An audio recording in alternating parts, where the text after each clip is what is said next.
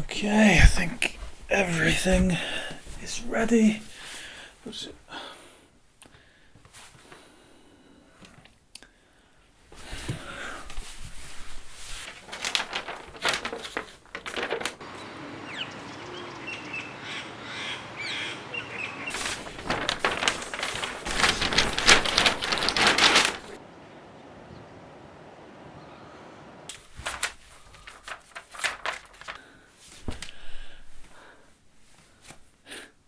Good morning and welcome to Cairns in beautiful tropical North Queensland. It's stunning here. I just watched the sunrise and today is the start of a new adventure. Been meaning to do this for like 2 years now, so I'm really hyped that it's finally happening. We are driving from Cairns all the way down the Australian east coast to Sydney over 5 weeks. It's going to be unreal. One of the biggest trips I've ever done so far. Today we pick up the campervan. I'm so excited about this. You come from a land down under, where men go and men wonder. Can't you hear the thunder?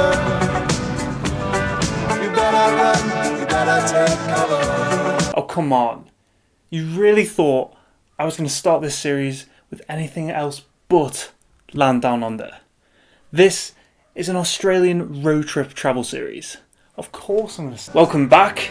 It is finally time to share my story of our Australian road trip adventure. As I mentioned just then, we were travelling from Cairns all the way down the east coast to Sydney. Actually, it's here all the way down the east coast down to here. It's a long way. When I say we, I mean myself, my best friend Jamie, who I've known from early school years, and his girlfriend Alice, which absolutely makes me the awkward third wheel. Now, Jamie and Alice were taking a whole year to travel around the world, and it just so happened that the stars aligned. When they were arriving in Australia, I was also at the same time looking to travel again. We messaged back and forth with lots of planning, and before we knew it, we had booked ourselves a campervan with Travellers Autobarn. Ever since I was a little kid, I've always wanted to travel the east coast of Australia in a campervan. It's a cliche road trip that everyone's done. It's almost like a rite of passage, but it's just always something that I've wanted to do, and finally it was happening. You might have to move back because I just hit my head on it, so it's knocked out. It's a little bit hot. Having collected the van, we drove north to our first destination. First stop, Daintree Rainforest. What? Because I come from the land of Flea. And he said, oh, you come from a land down under. Yeah, women go and men wonder. Can you hear the thunder? You better run, you better take cover. After driving for about 2 hours along the Captain Cook Highway, which I have to say is like one of the most beautiful roads to drive, just winding along the coast, we found ourselves on the banks of the River Daintree, looking at a rather large sign. This was the first time I was like, yeah, we are doing this. We are on an Australian road trip. Obviously, crocodiles are a little bit dangerous, but... How are you? Good, thanks. How are you? Good, mate. Need a return? Yes. Is the return? Can you use the return on separate days? Or Oh yeah, it's open ticket. Yeah. No worries. I'll go and get that for you. Cheers. Thank you. So just hang on to that, mate. Yeah. Because that's your receipt, that's your ticket as well. So they just check them on the way back. If you don't have it with you, they charge you again. So Okay. Keep it spot. Thank you. Thank you. So Aussie. As soon as we had crossed the river on the ferry, it was like we had entered a different prehistoric world. Thick green trees and vegetation rose up all around us as we drove along this beautiful winding road. Out of all the places we had marked and planned for in our itinerary, I think Daintree Rainforest was top 3 in the things I was looking forward to. It's the largest continuous area of tropical rainforest in Australia, and at 165 million years old, it's also the oldest continuously surviving rainforest in the world. When we pulled over to check out a viewpoint, we found a tour group and listened in on what the guide was saying. So all this is a flood basin here, so when we get a big tropical cyclone, so that's why they've got farms there, because it's quite fertile soil, because it's floodplain. Just latched onto a free tour and we found out that those islands out there is where Steve Irwin died. R.I.P. Steve.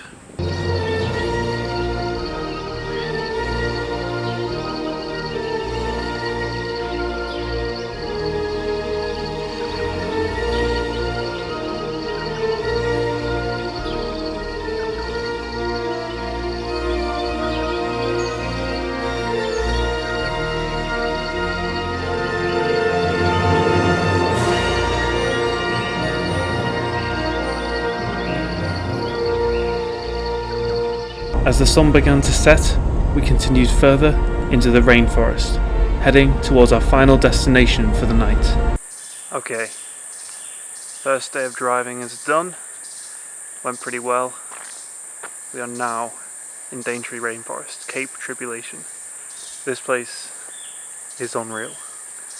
It's like a World Heritage rainforest, one of the oldest rainforests in the world. Feels like you're in Jurassic Park, I'm not kidding. It's prehistoric. The noises, everything. And we get to sleep here tonight. I can't wait. So we're just gonna get food now, make some food in the camper. That's pretty much it for the day. Pretty tired, pretty long day.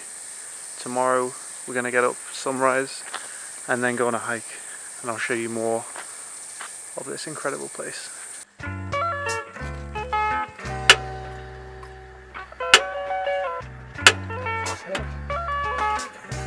Come on mate, I'm filming. Yay! Finally. It's also ridiculously sweaty. Guys, out of 10, how sweaty are you right now? An 11. When Jamie gives it an 11 out of 10 for being hot and sweaty, he's not exaggerating. Look at this clip of Jamie going to bed. He's literally glistening, dripping with sweat. This is Jamie and Alison. See you in the morning. Because Queensland is so far north and pretty close to the equator, it's incredibly hot and tropical. On top of that, because we're in a rainforest, it made it just about the hottest, sweatiest, most impossible place to sleep on Earth.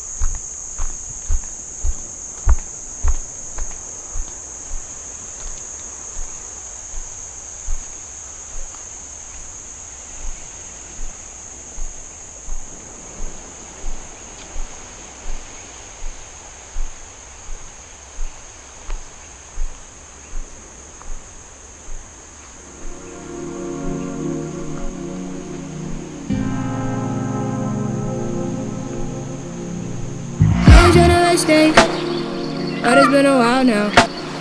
People wear names, and they all smile now. Throwing in the town now, bitch, you better bow down. Throwing in the town now, yeah. Tell them, bitch, you calm down, yeah. Get on your knees, baby. Grab your the keys, baby. Loving your steez, baby. Brushing off fleas, baby. I really wanna have to ask you twice. Girl, you ask me nice. Look at the tea and the dance at night. It just seems like a bag of life. Oh, don't wanna rush you. Hope that you trust me. morning and welcome to the absolutely insane Cape Tribulation. This place is unreal. I said it last night, I'll say it again. It's so cool here. Oh, cyclist. Did not expect to see anyone else here, to be honest. Last night's sleep was okay, pretty average, like nothing to shout about, 5 out of 10. A little bit hot, but I slept, so it's better than no sleep, right? And today we're going to go on a hike up a mountain called Mount Sorrow. Everything here has got weird names, like Cape Tribulation, Mount Sorrow. It's kind of like a bit weird. I ain't tryna waste days, but it's been a while now. People have names, and they all smile now. Quick bit of history for you. As I was saying, this place has pretty weird names, and actually Cape Tribulation was named by Lieutenant James Cook in 1770 after he experienced a great deal of tribulation. Here began all our troubles after he damaged his ship, the Endeavour, on a nearby reef. So that's why it's called Cape Tribulation. The famous Captain Cook, he was kind of like the first European to discover Australia, explore it. So yeah, we're going to get some breakfast and then climb Mount Sorrow. Good morning, Jamie. Good morning, Alice. How did we sleep out of 10? 4 or 5. Yeah, I gave it a 5 before, so a 6. So on average it's a 5. Yeah. It was better than expected. Still hot. This is a cassowary. Kind of looks like a turkey. And these guys are literally everywhere. If you can't see him, you can hear him. Heads up, that's not actually a cassowary. That's a bush turkey. I got it wrong again. And if you're wondering, a casa what? Don't worry about it. I will explain real soon. For now, it was time to climb Mount Sorrow.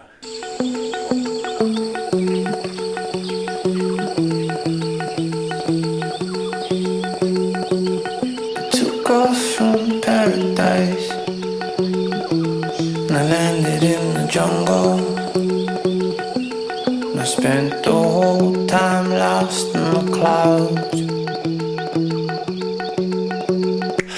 Mount Sorrow.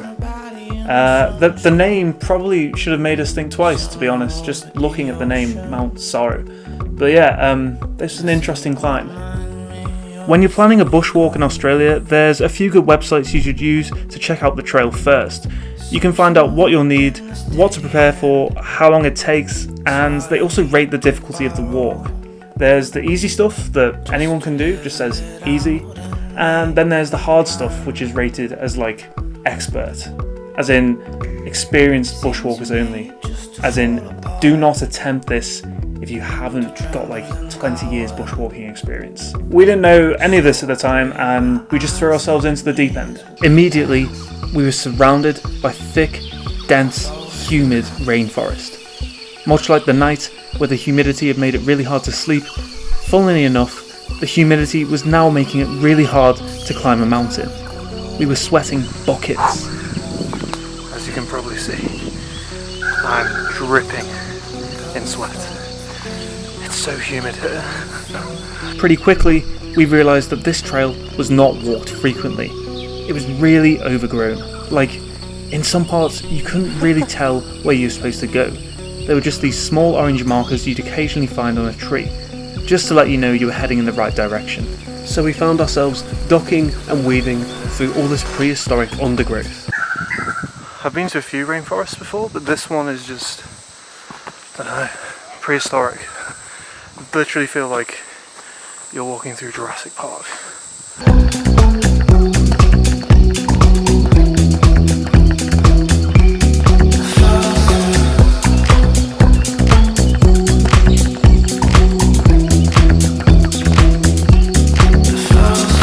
Also, because it was so overgrown, a lot of the spiders had decided to build their webs sort of across the path that we were choosing to take in between the trees. And yeah, funnily enough, they decided that it was around head height that they would build these webs. Now, I'm not afraid of spiders. I don't have a problem with spiders, but that doesn't make walking through their webs enjoyable. It's just not a nice thing. I mean, especially when you see the size of some of these guys. Check out this one we saw back at camp where the toilets were. I have no idea if this is poisonous, what it does, what its name is, but it is big. I think this is as close as I want to come. Yeah. So, we devised a pretty weird system.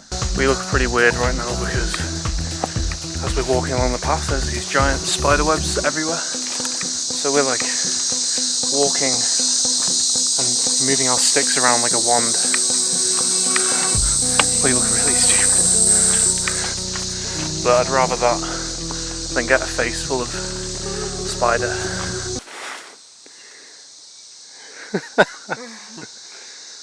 Oh, don't be angry with me, spider. So here's a web. See you later. Sorry.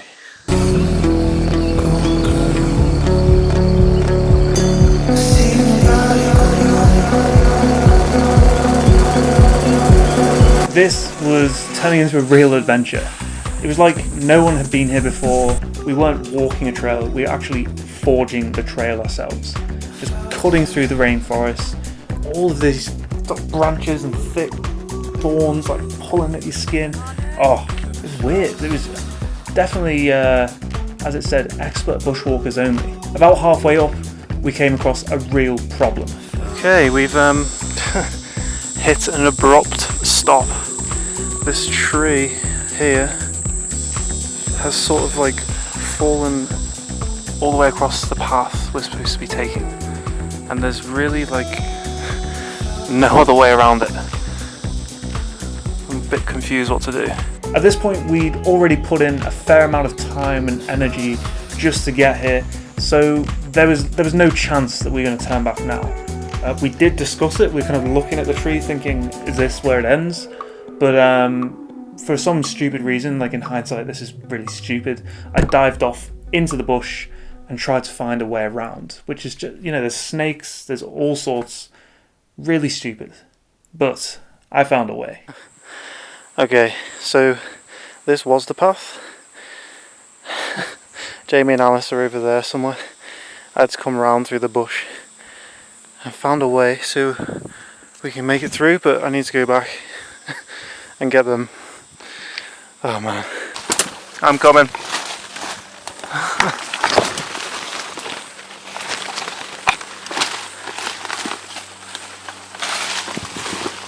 Oh my god. Just through here. I've cleared the way, so there's nothing hanging around. Hoist. Ow! Fucking hate that stuff. Watching this back now, I'm super proud. Like, this was our first full day in the Australian bush, first day out there, and we were smashing it. Like, we probably should and we could have turned around, but no, we decided to keep going. As a reward for our efforts, the incline increased dramatically. It's definitely getting steeper now. Ooh, check this out.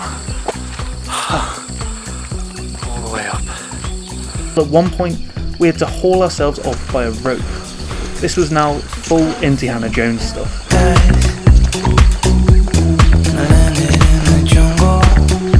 Now nearing the summit, we faced a new threat. Further down, we were discussing... Probably. Probably. I think there's like... No, we're not close to a water source. everything in this forest. Turns out there were indeed leeches. Horrible, horrible little bastards that wriggle around and suck your blood. And there's nothing you can really do about it. You just have to keep going. And that's what we did. Finally, we made it to the summit.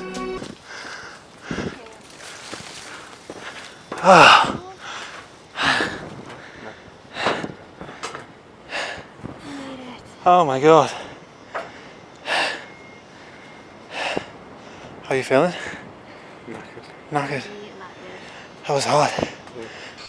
In keeping with the rest of the hike, the views from the summit were epic. But the problem was, we couldn't really see them properly because everything around the lookout was overgrown. Fortunately, I had my drone.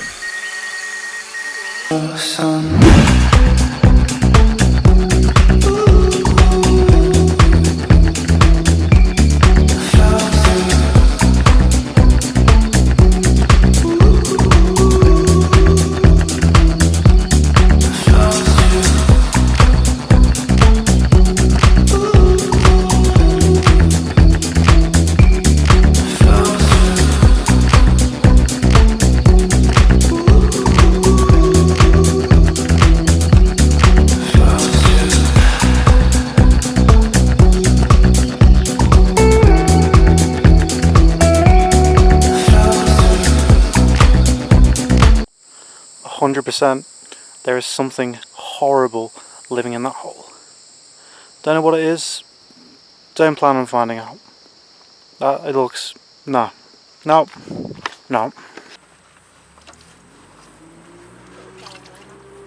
Obviously, in an ideal world, after a hike like that, you would go have a swim in the sea. But it's stinger season. You do not want to go in the water, whatever you do. Like, it's just not worth the risk. They could kill you pretty easily, I've heard. They actually have a bottle of vinegar for such cases. So if you get stung by something, you just come and grab this vinegar. And someone's left a bra on it, so I don't really know what the story is there. after descending back down to the van and freshening up, we spent the rest of the day exploring the rainforest and its many different beaches. Over the course of one day, I'd really fallen in love with this place. It may slightly suck that you can't swim here, but it doesn't take away from how beautiful it is. It's unreal.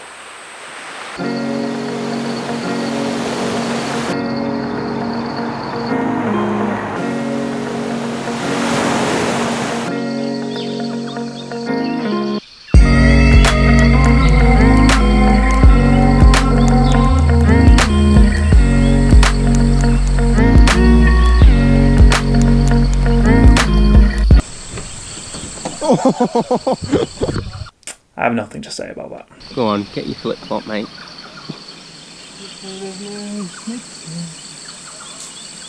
It's what happens when you try and act up for the camera, isn't it?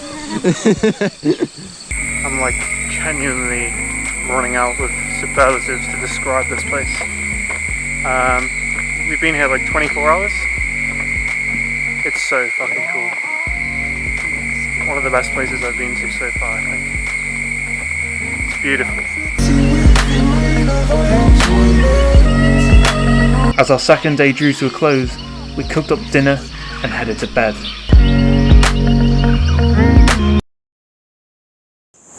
Good morning and welcome to day 3. We're still in Daintree Rainforest. This is our last day in the rainforest. Slept pretty well. The campervan is pretty comfy, I'm not gonna lie. I'm actually enjoying it. And when you're sleeping in somewhere like a rainforest like this, the sounds you hear through the night is just unreal. It's like one of those people like YouTube 10 hours of rainforest and press play on that. We get this like for free. I suppose YouTube's free as well. Did get nibbled by a few mosquitoes through the night. If I had to have one little grumble, but not much you can do about that really. Good morning, fellow Autobarn traveller. How's it going? Alright. All good? Yeah. Sleep alright? Yeah, slept pretty well last night actually. Yeah, it's getting even better, more comfy. Getting used to it. Sweet. Right, breakfast time. Now, remember the previous morning when I was like... This is a cassowary. It was whilst we were eating breakfast here that suddenly, out of the undergrowth, an actual cassowary appeared. I think all those other little birds that I was saying were cassowaries. I might be wrong. This is a cassowary. Look at it. Oh my god. It was huge. Like seriously, it was so big. I couldn't get over how big it was. I was expecting like this little bush turkey sized thing. It was massive.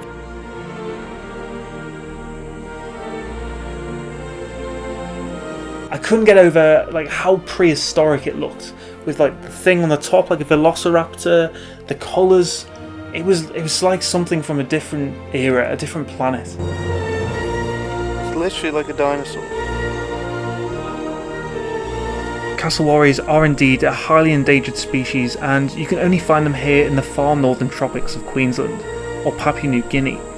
We felt incredibly lucky that we got to see this in the wild. I was ticking off a piece of Aussie wildlife I didn't even realise was on my list.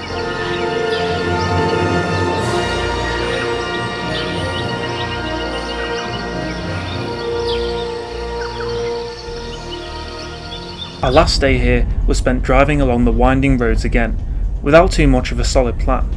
I love doing this because It's always the unplanned stops that sometimes work out being the best and surprise you a little bit. And this is another case of that. We are in the orchard for the Daintree ice cream company. They grow all their fruit here, and all that fruit then makes the ice cream.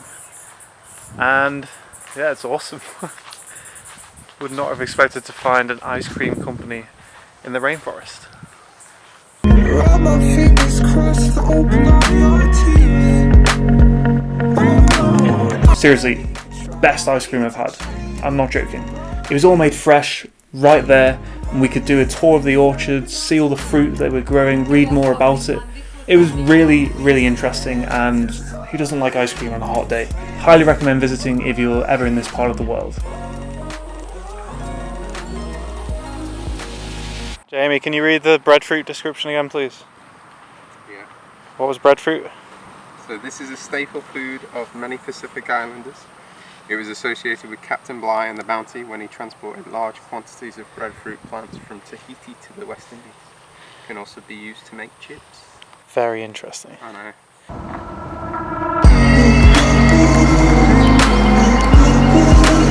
Next, we finally got to swim. It's so nice. Yep. The whole time I've been here, I was dying for a swim. Like, it's so hot, it's so sweaty. You have the ocean right there. You just want to dive in. But obviously with all the jellyfish and the crocodiles, that was pretty much impossible. Apart from this one little spot that only the locals knew about. Whilst we were filling up with water, the lady who was working at the petrol station there, she told us about Hutchison Creek. And she said that this creek is safe from crocs. She said because it's cool and it's clear, there shouldn't be any crocs. Hopefully. It's pretty beautiful.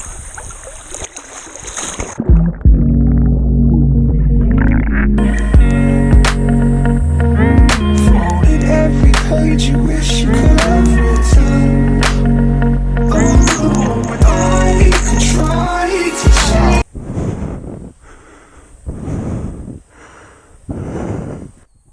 I'm not sure where I should drop into. Swing out and then drop back in. Yeah. So I swing all the way out and then come back a bit. And like tuck your legs up, like into the ball, good tuck position.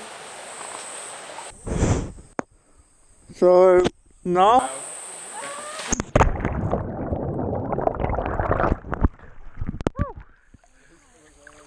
oh, I was a bit close to the side there.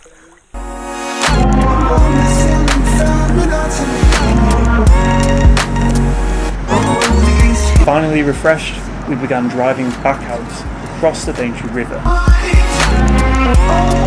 Back on the ferry, leaving Daintree Rainforest. Everywhere now south, all the way to Sydney.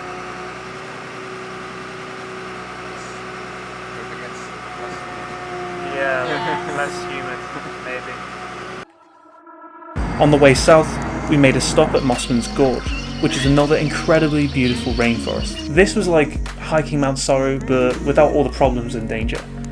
Probably should have just gone to Mossman's Gorge.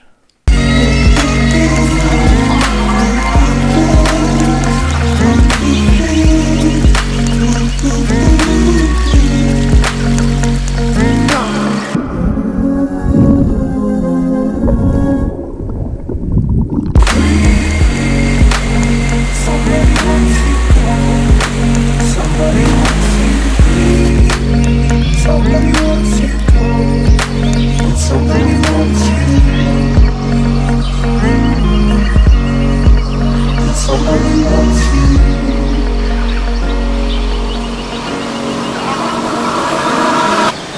hard to get a stable shot on this. Bouncing all over the place.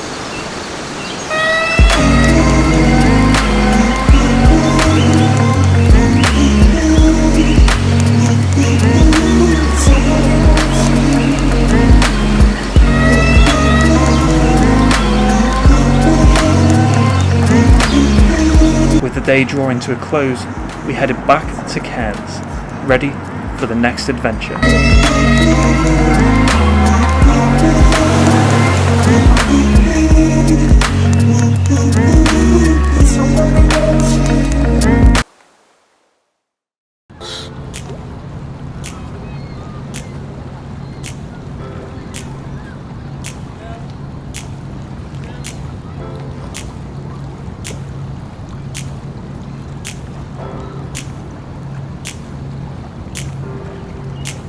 Alright, welcome to day 4. We're back in Cairns. A little bit grey. What was that? What was that? A little bit grey. We are back in Cairns because today we're heading out to the Great Barrier Reef. I've wanted to do this since I was a kid, like literally like a bucket list thing.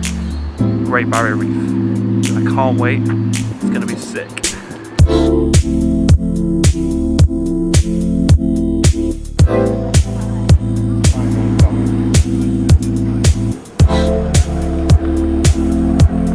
I'll be honest at this point, we'd crossed the Great Barrier Reef off our list. Originally we weren't going to do it. The reason being that I'd heard so many sad stories about the coral dying, the whole of the Great Barrier Reef was now dead, the bleaching. Some of you may have seen a documentary on Netflix called Chasing Coral. If you haven't, go and watch it. Like, I highly recommend just stop watching this right now, go and watch that. Educate yourself about what is happening to coral reefs around the world. So yeah, originally we weren't going to do it. I wasn't interested. I said to Jamie and Alice, like, I don't know, like I don't want to do it. If it's going to be dead, I don't want to see that. It's just going to make me sad. But when we got to Cairns, it was kind of like a fever. Like, you're just walking on the streets and there were advertisements for like Great Barrier Reef tours, diving, snorkeling, expeditions, and very quickly we realised, yeah, we still want to go and do this.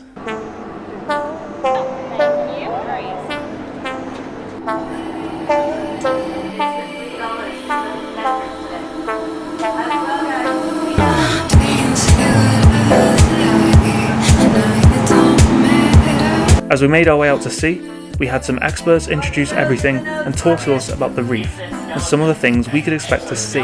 So it's called the Great Barrier Reef. Now it covers 2,300 kilometres along the coast of Australia, okay, 2,600 in total. Now, the area in Australia is about 1,400 miles for anyone still on the imperial system. Very large area, okay, it's roughly the same size as Japan. It is the largest organic structure on the planet. It is visible from space. Also holds around 10% of the world's ocean diversity. And this place is very massive, very impressive place, full of a lot of things that can't be found anywhere else. Okay, so it's very unique. Meanwhile, the other crew members were busy prepping diving equipment and going through procedures. The excitement and the anticipation was building. Whilst we were chilling on the top deck, we also met a cool guy from Germany called Peter. And that's one of the great things about travelling on the East Coast. You will always meet other travellers. After about an hour and a half of sailing, it was time. They gave us these ridiculous blue jumpsuits, stinger suits, which we had to put on. Just looked completely stupid. Wearing my stinger suit so I don't get stung. Pretty fashionable. And then we were good to go. I was finally going to explore the Great Barrier Reef. This was something I've been wanting to do since I can remember. Right, heading in.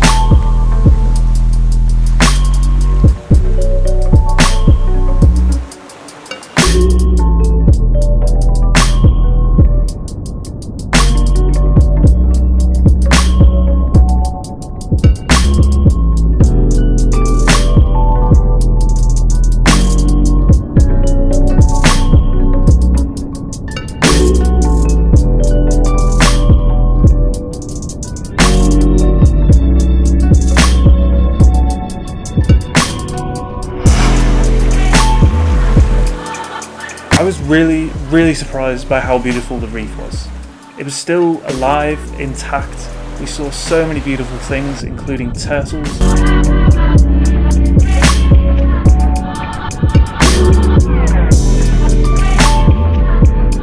And a shark. We got to see a shark. I couldn't believe it. Like, I'm still hyped now, and it's like a few months later. We saw a shark. And the funny thing is that most sharks are actually really scared of humans.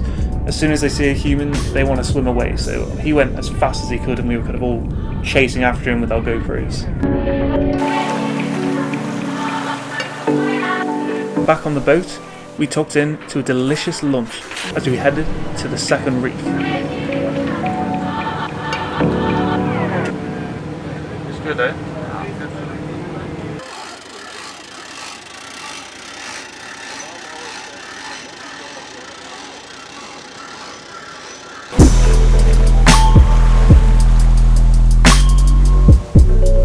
This second reef looks even more beautiful.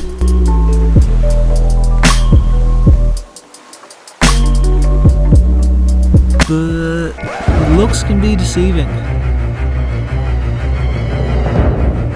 Now, you may have laughed when you saw me putting on the blue stinger suit. I did. But there was a good reason that they gave us those. When we arrived at the second reef, we were surrounded by jellyfish all around the boat. Second snorkel of the day. There's a lot of jellyfish in here. In fact, I'm pretty sure it was more jellyfish than water. For a long time, we were sat on the edge like, really? We're supposed to jump in there? So many jellies all around me right now. I don't want to get in the water, really. Yeah. I took a film and it's just jellyfish after jellyfish. Oh fuck, they're everywhere. Or even much more over there. It took a lot of balls to do so, but when we finally did, it wasn't as bad as I first imagined it to be. Not at first, anyway. We got to explore some more reef, which was amazing, and swimming through the jellyfish was almost eerily beautiful. But then, even more jellyfish came. The reason that there were so many here was because of the algae that they feed on. You can see it in this clip here, the algae sort of floating around on the surface. That's what attracts the jellyfish. Disgusting! At one point, I freaked out a little bit because I was surrounded by jellyfish. Like, wherever I turned, jellyfish everywhere. It was kind of horrible. I had my GoPro filming, and they were just all there in my face. I was just like twatting them out of the way. It wasn't very nice. And although the stinger suit did its job very well, we were still getting stung because around the mouth area here, that was all exposed. And because there were so many jellyfish, it was inevitable we were getting stung in the mouth. So we ended up sort of swimming like this, sort of like that, pushing them away with our hand over our mouth like that. I was kind of relieved at that point to get back on the boat. It's really beautiful, but there's too many jellyfish. There's so many. Jamie has been stung by a jellyfish. How is it? It's alright. How does it feel? Just like annoying. Just annoying, like me with the camera in your face. Pretty similar sensation, yeah. Despite getting stung, which looking back at it was part of the fun, it was an incredible day out, and I'm so glad that we decided to do it. It's something I'll never forget.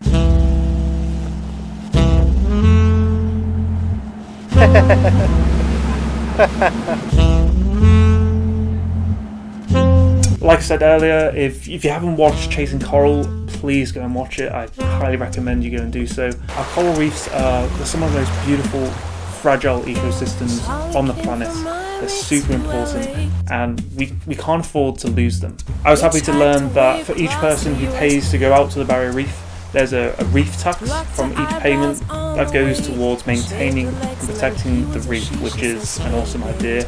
I feel incredibly lucky to have been able to realise this childhood dream and see the Great Barrier Reef for myself, and I really hope that future generations will also have the same chance.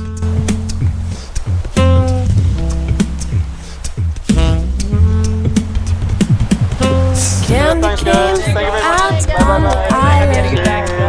Back on dry land, we were now driving south.